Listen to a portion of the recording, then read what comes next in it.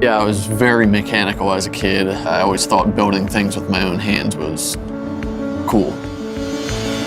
I started thinking about my career in welding in high school. That's when I had my first metals fabrication program.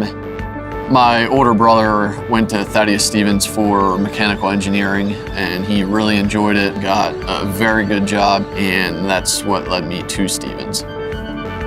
What drew me into welding was making things. You know, you envision something in your head, and once you know the metals fabrication behind it, you can design it, make it, you can weld it up, and it's a finished product.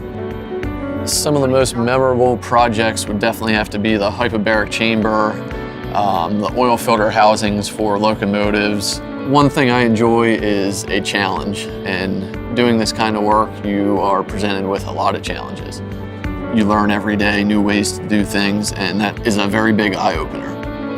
As far as a tech school, I have absolutely zero regrets.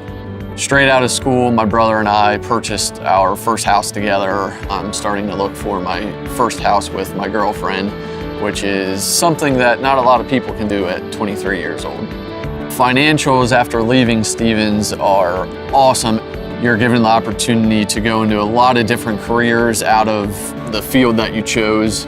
As far as salary goes, you know, on my 15th car after leaving school, which is a little absurd. However, Thaddeus Stevens gave me that opportunity to make that kind of money. I love being outdoors. We actually have property in West Virginia that, you know, we can shoot, throw horseshoes, go tubing down the river, and being outside is just extremely fun in my eyes. It's a very good opportunity to pursue Thaddeus Stevens. You will learn what it takes to do the real world project.